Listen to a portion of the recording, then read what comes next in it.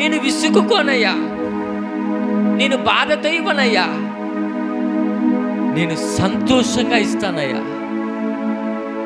నేనిచ్చే ఆ ప్రార్థన సమయాన్ని సంతోషంగా ఇస్తానయ్యా. నేను పాడే పాట సంతోషంగా పాడతానేసయ్యా.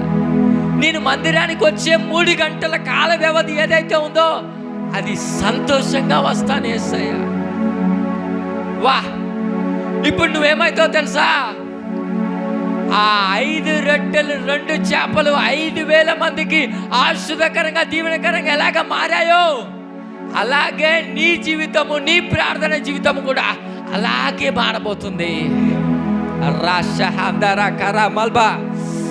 వా, నీ ప్రార్థన నీ కుటుంబానికి, నీ ప్రార్థన నీ దేశానికి, నీ ప్రార్థన నీ ప్రజలకు, నీ ప్రార్థన నీ భవిష్యత్తుకు, నీ ప్రార్థన నీ పిల్లలకు ఆశీర్వాదకరంగా దీవెనకరంగా